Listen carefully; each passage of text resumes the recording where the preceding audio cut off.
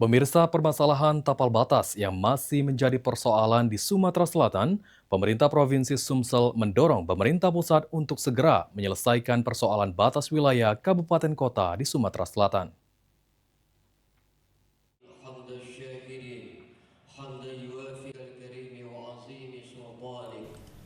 Dalam kunjungan kerja reses Komisi 2 DPR RI ke Sumatera Selatan, pemerintah Provinsi Sumatera Selatan menyampaikan berbagai persoalan daerah, salah satunya permasalahan tapal batas antar kabupaten kota di Sumatera Selatan.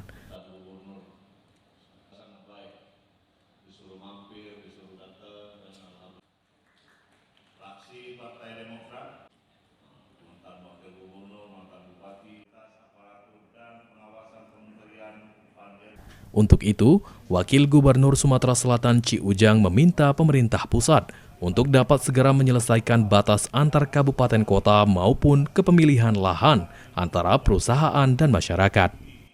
Sebesar 23,99%. Kuartal 1 2026 sebesar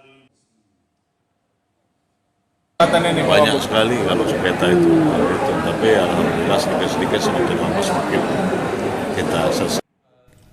Sementara itu, Ketua Tim Reses Komisi 2 DPR RI, Dede Yusuf, meminta setiap daerah untuk segera mengaktifkan gugus tugas reforma agraria yang dapat mendukung berbagai persoalan lahan, mulai dari kehutanan pertambangan hingga perkebunan. Betul. Ya. Kalau belum diaktifkan, saya kemarin ada kunjungan, saya lupa di daerah mana, Kalimantan, bahkan belum dibentuk sama sekali.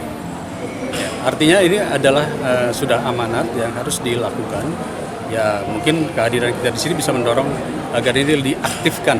Ya. Eki Saputra, PAL TV.